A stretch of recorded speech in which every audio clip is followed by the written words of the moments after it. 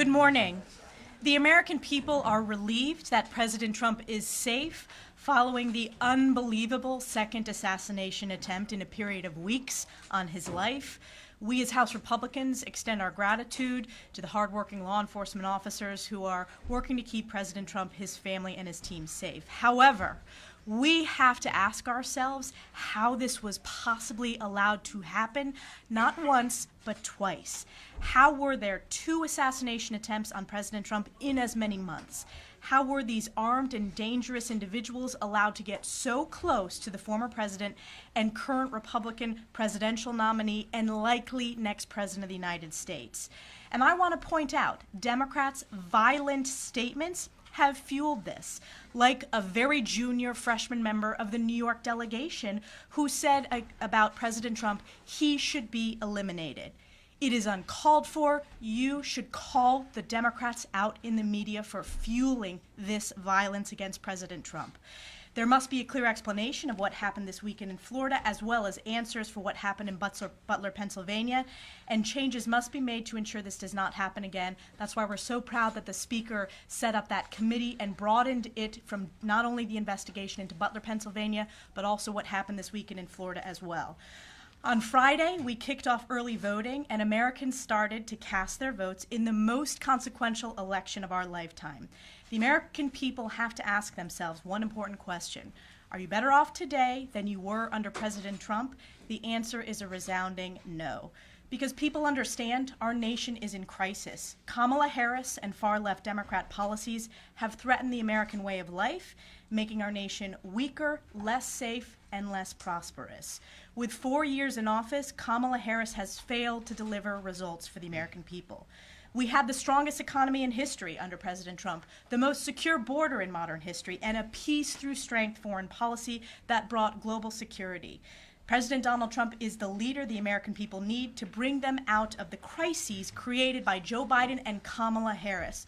Look at where we are today, the highest rate of inflation in my lifetime. And Kamala Harris was the deciding vote for Joe Biden's Inflation Expansion Act, the most wide open and dangerous border in modern history, in history of our country. That's because Kamala Harris failed as Joe Biden's open borders are. And take a look around the world. You have the catastrophic withdrawal from Afghanistan, where Kamala Harris was the last person in the room with Joe Biden. You have Putin invading Ukraine, and of course the deadly terrorist attack against Israel on October 7th by Hamas. Lastly, since this is a political press conference, I want to touch on the bombshell report from the Associated Press. In key targeted districts across the country, Democrats are illegally interfering in elections by recruiting shadow candidates to deceive voters and disrupt the will of the American people. These are blatant and unconstitutional attempts to undermine our democracy and election integrity. And we are joined today by two of those districts that the Democrats have illegally targeted. That's Congresswoman Jen Kiggans from Virginia and Congressman Zach Nunn from Iowa. These are amazing members of Congress and combat veterans who represent districts where these Democrats are trying to undermine elections and are undermining our elections. And these districts have been directly impacted by far-left Democrat policies of Kamala Harris as well. I want to first turn it over to Zach Nunn from Iowa's 3rd District. Thank you, Chairwoman. Thank you, Elise. My name is Zach Nunn. I represent Iowa's 3rd District, and today I'd like to share briefly a story of a man from Iowa with a brain injury who was targeted by Democratic operatives to get his name on the ballot. Despite this man not even being able to drive, they recruited him, they targeted him over the course of a year, impersonating members of Congress, deceiving him that he was in direct conversations with Donald Trump so that he would run in a Make America Great style party to try and get on the ballot. In my home state of Iowa, Democrats who are on the ballot have said that they cannot win unless they have a spoiler on the ballot. That was just out this week. Tragically, they lied to him because they knew they could deceive him. They push-polled, paid for it. When he arrived in Des Moines, they picked him up in an electronic vehicle and then dropped him off at the Secretary of State's office. They handed him a pile of binders that had been paid and recruited for by a Democratic operative firm so that he could get his name on the ballot. They studiously avoided being on security cameras, and when he asked to have their picture taken together, they refused to take that photo. Democratic law firms notarized his information and handed it in to the Secretary of State. The only intent was to steal an election from Iowans.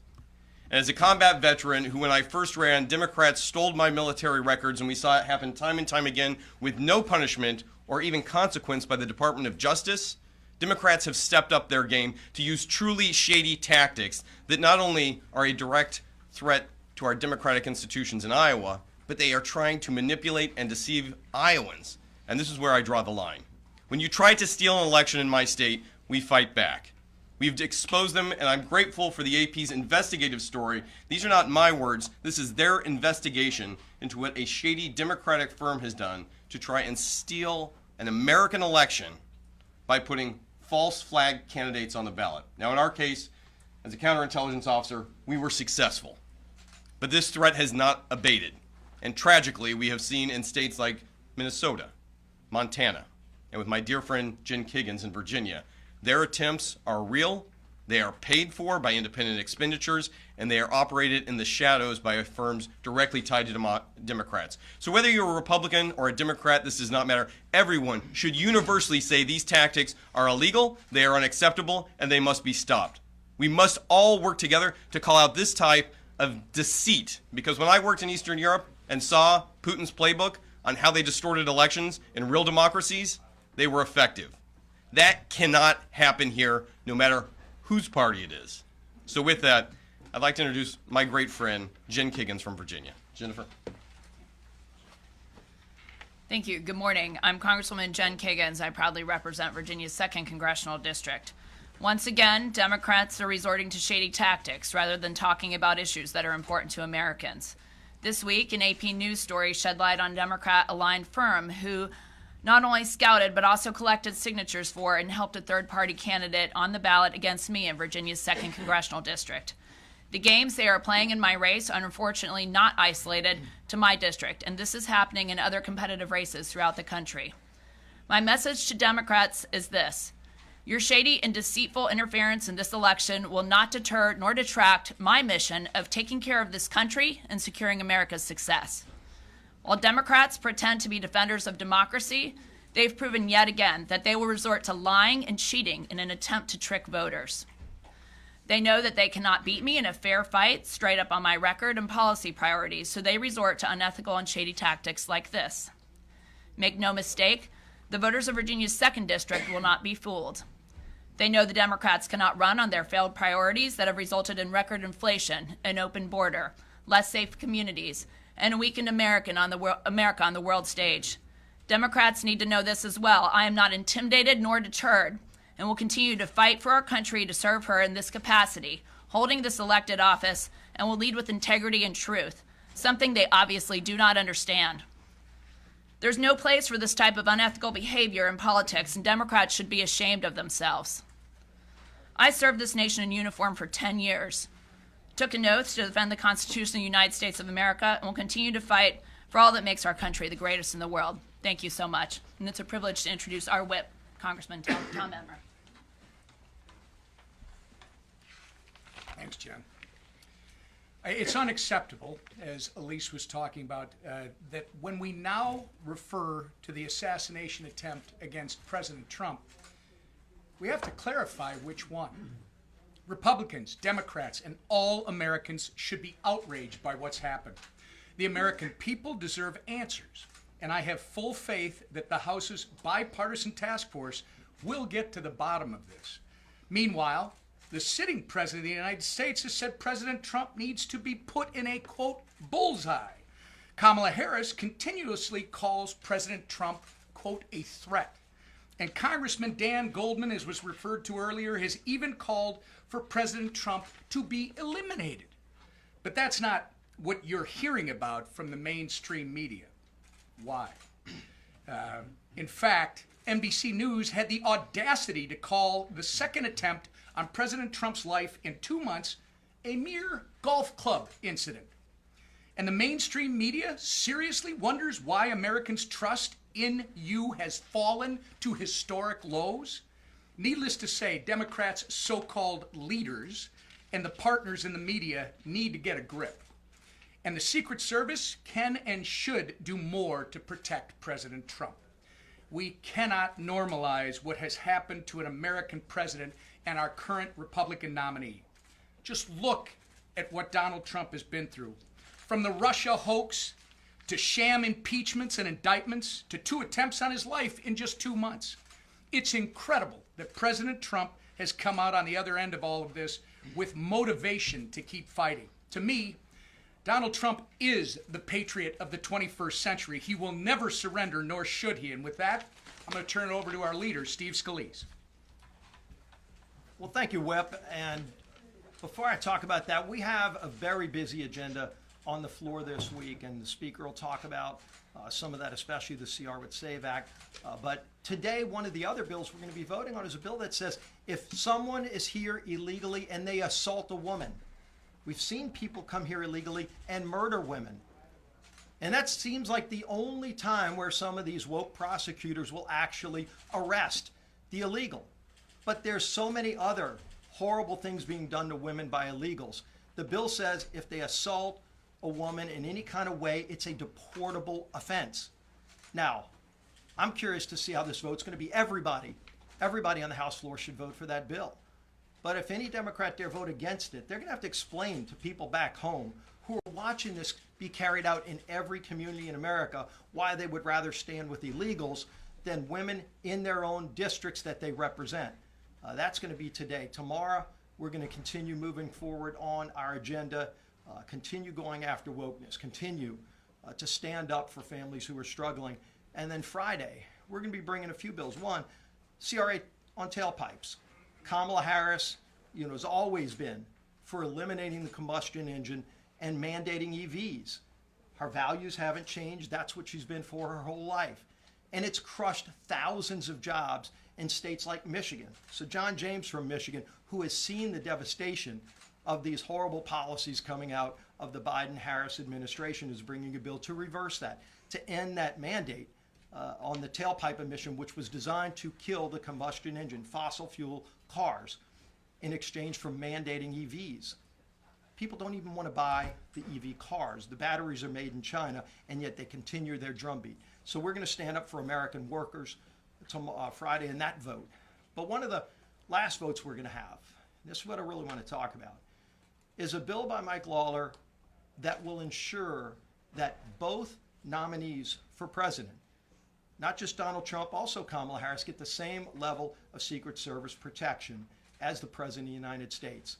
As has been talked about by so many already, it's unacceptable that now we're at 2 assassination attempts on President Trump.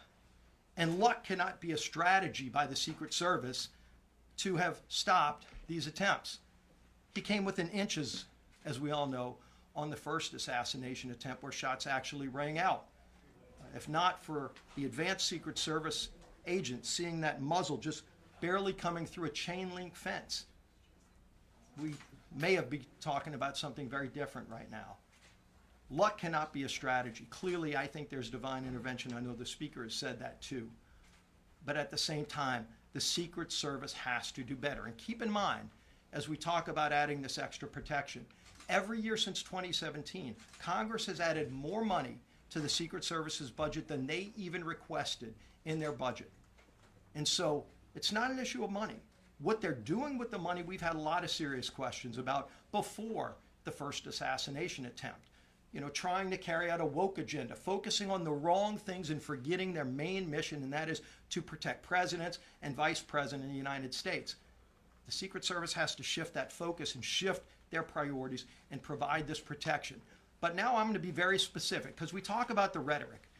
And when there's an incident like this, there's always talk that the rhetoric needs to dial down. And I'm one of those who says it too. But this isn't generic. There is very specific rhetoric we can now point to that we know is triggering some of these people who are unhinged, who take it the wrong way and want to carry out what is being sent to them by Democrats talking about this. We all know Kamala Harris, her quotes, where she says, Trump, quote, Trump is a threat to our democracy and fundamental freedoms. She said this over and over again. Not just before the first attempt, Even after the first attempt on President Trump's life, there might have been a 2 or 3 day pause, and then they went right back to it. In fact, just days before the second assassination attempt, Kamala Harris made that quote. And then the second attempted shooter, he was regurgitating the same language as Kamala. So this is no longer a dog whistle, which it's been on the left.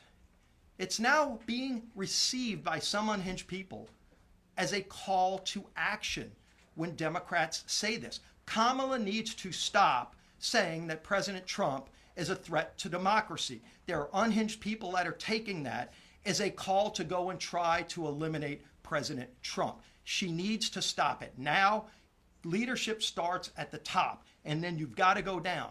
President Biden has said that as well, along with the quotes, and you've heard it from others. It's important to repeat. President Biden, quote, "It's time to put Trump in a bullseye." The President of the United States said that, and then two different people have taken that as a call to action. Where is the real scrutiny coming from the press to ask them, do you now denounce what you said? Because people are taking it the wrong way and are actually trying to carry it out. It's not just rhetoric. We almost lost President Donald Trump. And it shouldn't happen on either side. But you're seeing this language from the other side get higher and higher. Got to say it again. Congressman Goldman, quote, "It is destructive to our democracy, and he, President Trump, has to be eliminated." Does anybody need an interpretation of that? One unhinged person hearing that, and what does that mean to them? That they're going to carry out as a call to action what they're being called to do. Cannot happen. It cannot happen. Congresswoman Plaskett, quote, "Trump needs to be shot." Has she been scrutinized on that quote? Are other Democrats being asked to call her out and stop doing that kind of thing that is being taken the wrong way? I've seen it personally. When people are called to action, one person is all it takes to take it the wrong way and then look at what could be. We don't want this to happen again, but the Democrats that are saying this, starting with Kamala Harris, have to stop the language they're saying. Talk about your policy differences, but stop all of this language about threats to democracy and Hitler comparisons, and he needs to be shot. Enough is enough. With that, I want to bring up the Speaker of the House. Thank you so much. Sorry about the heat and humidity in here. That's Steve's fault. He's from Louisiana. Listen, we're 48 days out from the election, and we are continuing, the Republicans are continuing to draw the contrast between our agenda of liberty, opportunity, and security for everybody and the Democrats' destructive agenda and their radical left policies. You will see that on display on the House floor this week and in the weeks ahead. In the meantime, let me give you just a quick update on the second assassination attempt. The second assassination attempt. It sounds surreal to say so. As fate would have it, my wife Kelly and I were at Mar-a-Lago to meet with President Trump. We were supposed to meet earlier after the shooting attempt. We joined him immediately thereafter. We spent almost 3 hours with the president. I'll just tell you, and you may have heard my personal reflection on this, he was completely unrattled by the experience. Donald Trump is a strong individual, and he's a strong leader. And I don't think anyone can argue the case that there's been anyone, and certainly in the modern political era, probably throughout our history, who's been so aggressively attacked, and yet he remains so resolute and so committed to keep fighting for the American people. And I was very inspired by that. And I know that we all understand we've got to get down to the bottom of this. The Secret Service has dropped the ball, and it's inexcusable. We have a task force that has been investigating the events of Butler, Pennsylvania. As our conference chair, Lee Stefanik, noted, we're going to expand the scope of the task force to look into the events that happened in Florida on Sunday as well. We have got to get down to the bottom of this. We've got to ensure that this doesn't happen again. If they need additional funding, Congress will supply that. But we're told it's a manpower problem. Even if we gave them $3 billion tomorrow, it's impossible to hire 2,500 new Secret Service agents in a short period of time. We are less than 50 days out from the election. We need Donald Trump to be protected, as any candidate of his stature would be. I called the White House yesterday. I made a demand of the White House, President Biden, supply for President Trump the same degree of protection that a sitting president has. He's a former president. I believe he's going to be the next president, and right now he's a candidate under the greatest threat of any candidate in modern political history. It justifies that level of protection. I think the White House, I hope the White House will see the wisdom in that, and I hope that they'll do everything they can, because the buck stops at the White House in the Oval Office, and President Biden has an obligation of that. Third, and finally, I don't want to reiterate what's been said so clearly and concisely here, but everybody needs to turn down the rhetoric. You just heard the selection of quotes, the threats that have been made by leading Democrats in this country. It is inexcusable and it is dangerous. It is leading people to be triggered. When members of Congress or the nominee for president of the Democratic Party says that President Trump must be eliminated, or that he's a threat to democracy, or they compare him to Hitler, there are people who are unstable, and it makes them do crazy things. This is common sense. Let's apply common sense. Let's have a vigorous debate on the policy differences, on the records, but let's turn the rhetoric down, because we're not going to be able to sustain that. Also this week, you heard from our dear colleagues here, the AP uncovered the latest example of election interference by the Democratic Party. Certain Democrats, the Patriot Run Project is what it's called. Everybody needs to look more deeply into this.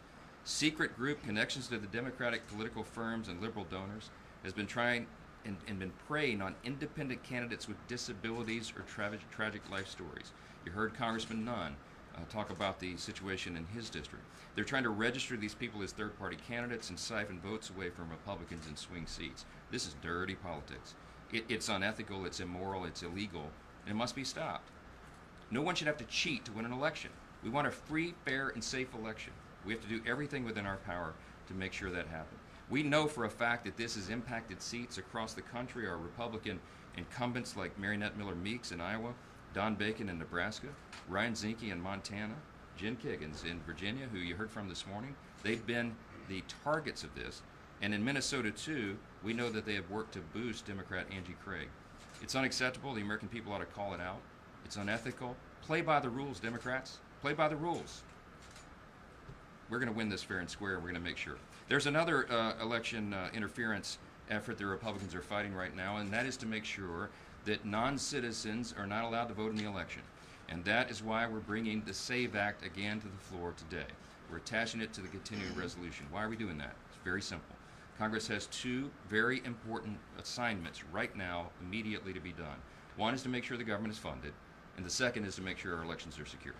I've been traveling the country nonstop. As of last weekend, I've done campaign events in 206 cities across 39 states, 40 states I think now. I lose count. Every single public setting, when we turn to audience questions in these big gatherings, the first or second question, almost without exception, in every city, every town, every place in the country is, what about the election? Can we count on it? Is it going to be free and fair and safe? We have to guarantee that. Congress has a role at the federal level to make sure federal elections are secure. It is against federal law for non-U.S. citizens to vote in U.S. elections. But we have no mechanism right now to ensure that in the states, because they're not allowed to ask for proof of verification of citizenship when someone registers to vote. We've had a number of states already do audits. They found thousands of illegals already on the rolls. This is a serious problem because some of our elections are decided by razor-thin margins, and everyone in this room and the Hill Press Corps knows. Marionette Miller Meeks won her first race in 2020 by 6 votes. Her nickname around here is Six Pack because of that.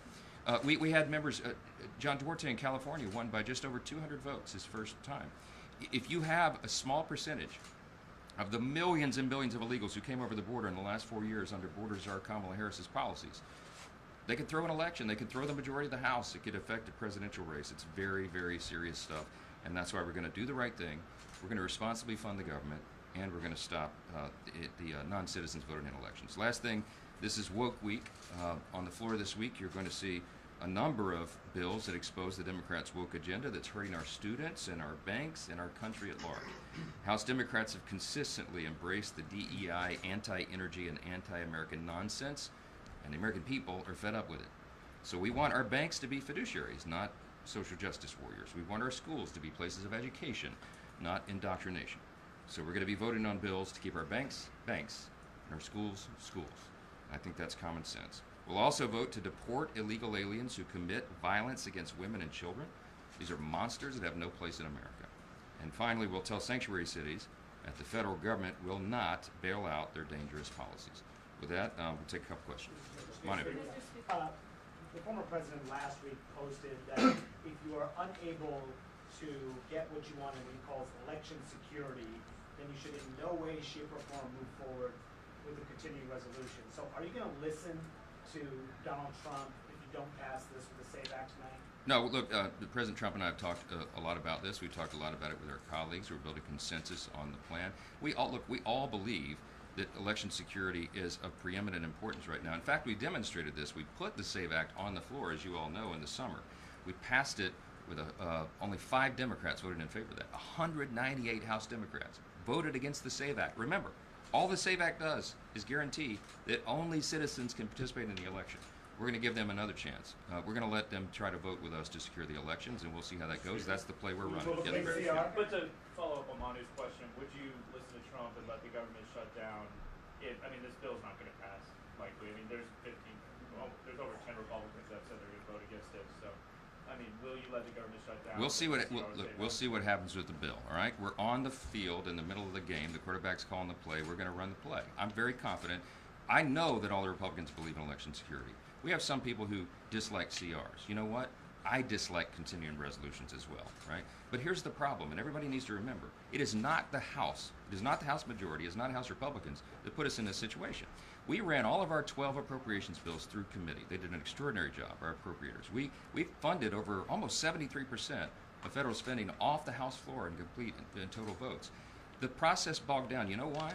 Because Chuck Schumer and the Senate have not put one appropriations bill on the floor. They have not even begun to do their job. So here we are at the fiscal cliff at the end of the fiscal year. September 30th is right upon us.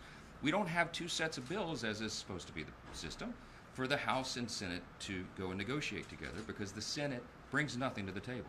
So it is the Senate that has put us in the situation to have a CR to not shut the government down, to not discontinue all government services. We are the responsible governing party here, and we are doing the right thing. The right thing right now, by principle, by law, by the Constitution, is to ensure that our elections are secure. That's a #1 concern, I think, for most of the American people. It's an 88% issue on the latest polling. It's not even a partisan issue. So we are going to force that with the last train leaving the station, which is the CR, and we'll see what happens. Chad. Thank you. You passed multiple interim spending bills, CRs, late last year, early this year. Again, as has been suggested here, this bill might not pass. Are you characterize what your concern though is? If you say I'm not going to have a plan B, I'm sticking to this. But if that bill fails, then what that means for you later in the year if you have to go and negotiate with Democrats over something that comes from the Senate? We do the right thing day by day, and we have a thick playbook, of course, with all sorts of ideas in it. But when you're on the field and you're calling the play, you run the play. This is 2 weeks. That's not expanding the play. You asked me what concerns me, Chad. I'll tell you this. What concerns me is having the smallest majority in U.S. history, with our 1-vote margin for 5 months and still operating with a 3 or 4 vote margin on any given day. The solution is for us to grow the majority. And I'm so glad you're here in our building today. We could talk about politics. We feel very bullish that we're going to get that done. In fact, all the pollsters and everyone who looks at this, the prognosticators, give us the edge. We're going to run like we're 10 points behind, but we have the greatest stable of candidates that we've recruited that are in the field, many of them here today, that are going to help us get that job done. They're going to make my job a lot easier, Chad, because we're going to have a bigger margin and we won't have to do this all the time. Also, I'm going to tell you this, and I'll commit this to you. In the first part of next year, when we have unified government, when the Republicans are delivered the levers of power and we have the White House, the Senate, and the House again, we're going to govern responsibly. We are going to do 12 separate appropriations bills. We're going to follow the timeline that's prescribed by the statutes in the days and years ahead. We're going to get back to the role that Congress is supposed to play, so we're not up against these deadlines and we don't have to talk about continuing resolutions. We need the Senate to do it as well. And I'm confident when they deliver the Republican majority, they'll get back to that role as well. We'll do it in a bicameral fashion, and we'll return good governance to the people, and that's what this is about. I'll leave you with this thought. In the room upstairs, we had all of our candidates incumbents there. We had a great, I'd call it a pep rally. I mean, people are in a very good mood, very encouraged, very enthusiastic, as are the donors around the country.